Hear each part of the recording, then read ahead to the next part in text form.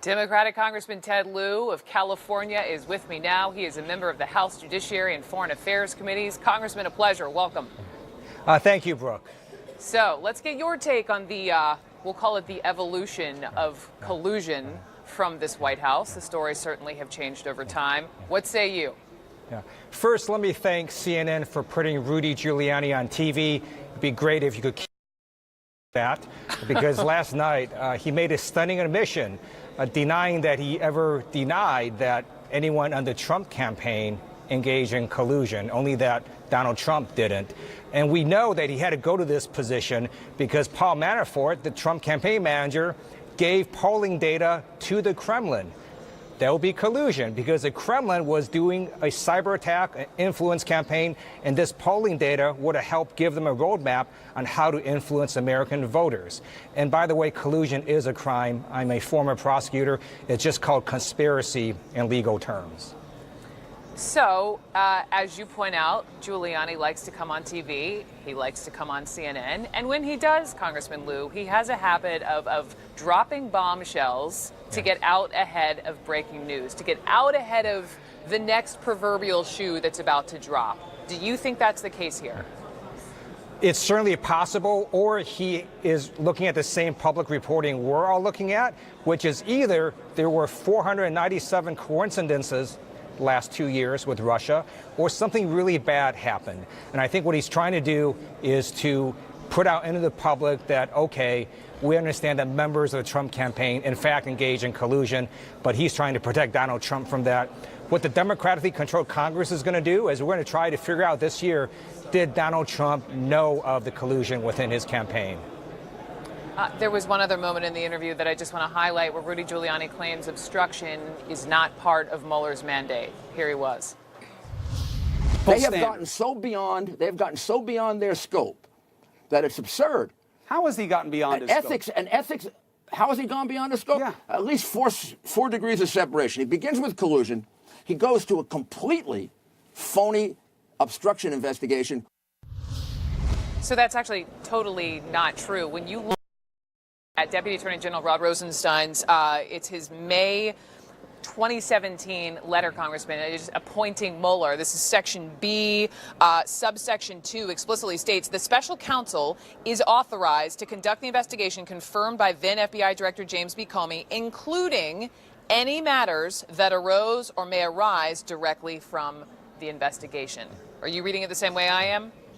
Absolutely. So in early 2017, Congress members Stacey Plaskett, Kathleen Rice, and I, were all former prosecutors, wrote a letter to the Department of Justice asking for an appointment of the special counsel because we were reading the regulations and it became clear to us that we needed to have a special counsel who was independent from the president, start investigating. And based on those regulations, as well as the letter that Rod Rosenstein actually wrote, it authorizes obstruction of justice investigations as well as anything else related to the Russian inquiry. You mentioned a second ago, of course, just reminding everyone that it is your party now in control on the House side. And so when we talk about Trump and consequences, Congressman Lieu, is there any question in your mind that more of the Trump inner circle will face indictments for contacts with Russia? That would depend on what the evidence is that is uncovered. I do have to say that subpoena power used the correct way can be a wonderful thing. And the Democrats are absolutely going to use subpoena power to get relevant documents, to have administration witnesses show up. And a lot of times, the mere fact that they know we have that power will cause them to appear. So very pleased that Michael Cohen will, in fact, be coming up to Capitol to testify. I'm on a House Judiciary Committee. We're going to have Acting Attorney General Matt Whitaker come to testify. We want to know why he hasn't recused himself yet from overseeing the Mueller investigation, because early on he wanted to defund it. You mentioned Michael Cohen. I want to get into him in just a second. But lastly, just are there any new subpoenas coming from your committee that you want to make public? So subpoenas, the preferred way we would like to do it. We want to first give witnesses the ability to voluntarily come. So we're very pleased that Acting Attorney General Matt Whitaker has voluntarily agreed to come to the committee. But if there are people that are unwilling to do that, we will not hesitate to issue a subpoena. Okay, Congressman Ted Lieu, hang tight with me just for a minute. You mentioned Michael Cohen. Let me just, if people haven't been paying attention, let me just get everyone caught up. Collusion isn't the only word of the day. There is also Cohen, as in Michael Cohen, as in the president's former fixer turned convicted felon, who is set to tell all before Congress next month. Turns out he wasn't just shelling out thousands in hush money to a porn star and a Playboy playmate. He also tried to rig online polls in Trump's favor, as reported out today by the Wall Street Journal. Now, the president has a bit of a love-hate relationship with polls, meaning he loves them until he hates them. I love polls when I'm winning. I'm winning with the smart people. I'm winning with the not-so-smart people, too. I'm winning with everything. And watch the polls, because this is part of the crooked system. It's part of the rigged system that I've been talking about since I entered the race. It's a rigged system. They put out phony polls. Fact check.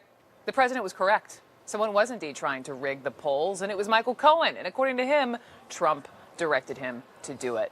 MJ Lee is with me now. Stunning piece in the Wall Street Journal today. Stunning and bizarre. Donald Trump does love to complain about polls being rigged if they are not favorable for him, but he's okay with them apparently if they're being rigged to help him.